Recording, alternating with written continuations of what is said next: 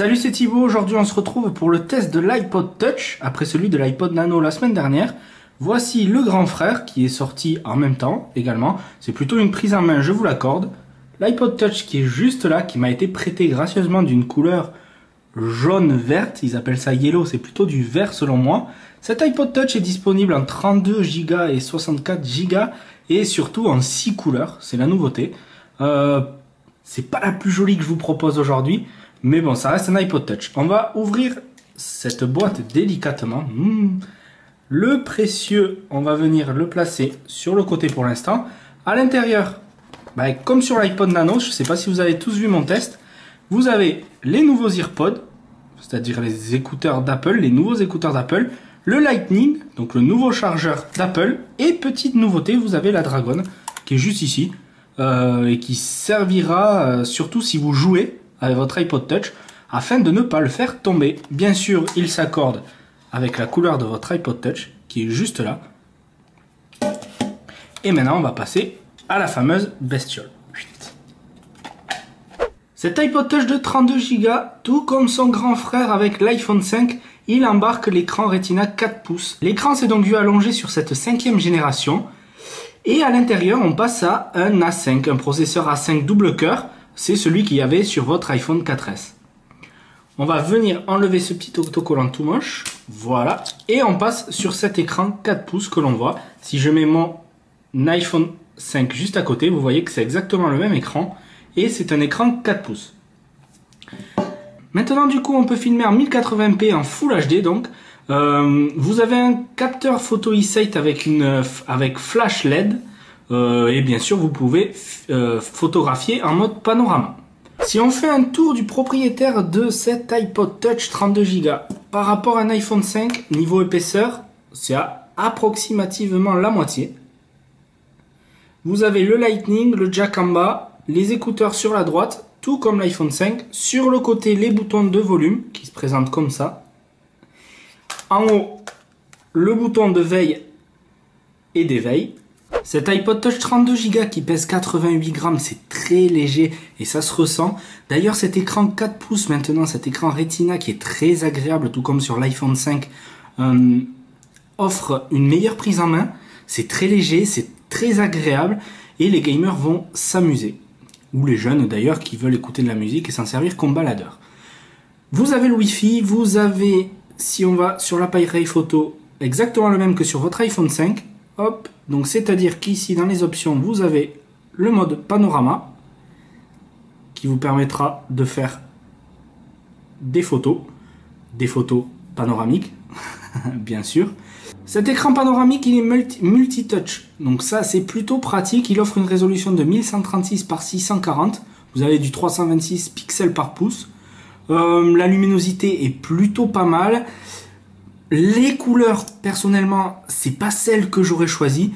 Le rouge est plutôt joli, le blanc aussi, mais le rouge pour différencier avec l'iPhone 5, c'est plutôt sympa. L'appareil photo que vous avez derrière, c'est du 5 mégapixels. Vous avez une mise au point automatique, donc c'est plutôt sympa aussi. Le flash, c'est du LED. L'ouverture, c'est du 2.4, mais ça va pas vous parler beaucoup. Vous avez une détection des visages, tout comme sur l'iPhone 5. Et vous avez la vidéo HD qui filme en 1080p, ce qui est plutôt sympa. À part ça, tout comme sur l'iPhone 5, si vous restez ici, vous avez Siri. Alors qu'est-ce que vous pouvez faire avec Siri? C'est la nouveauté, vous avez beaucoup de choses à faire avec Siri, de quoi vous amuser. Bon, si on teste un jeu à tout hasard, FIFA 13 sur cet iPod Touch, vous allez voir ce que ça donne un peu. On a un écran de 4 pouces, je le rappelle, ce qui est assez agréable, un écran Retina en plus. Vous voyez que le jeu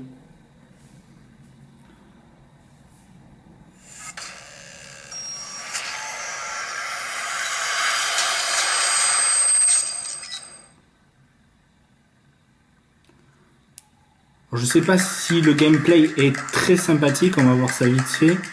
On va faire ça rapidement. Voilà, pas de jaloux, Marseille contre Paris. Les maillots, je m'en contrefiche. Ok, c'est compris. Hop, c'est parti.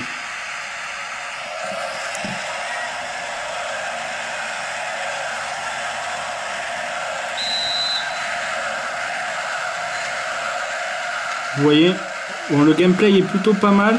J'ai un peu de mal avec le joystick, mais il y a de quoi s'amuser quelques heures sur ce jeu.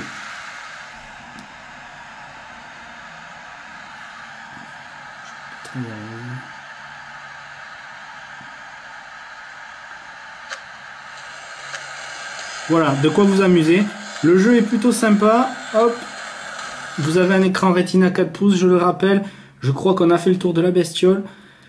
Vous avez du Bluetooth, du Wi-Fi, quelque chose de plutôt pas mal, de plutôt fin. Vous avez le Lightning évidemment, le jack en bas, un bon micro, un appareil derrière de 5 mégas avec le flash.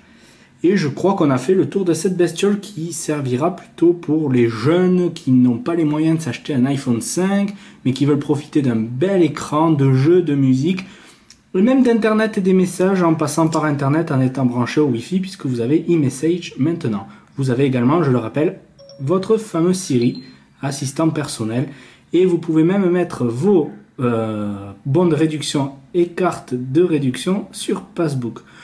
Alors, combien vaut cette bestiole? Si vous le prenez en 32 Go, vous le paierez 329 € en France. Si vous le prenez en 64 Go, vous le paierez 439 €. Alors aux États-Unis, c'est 300 $, plus les taxes 320 $.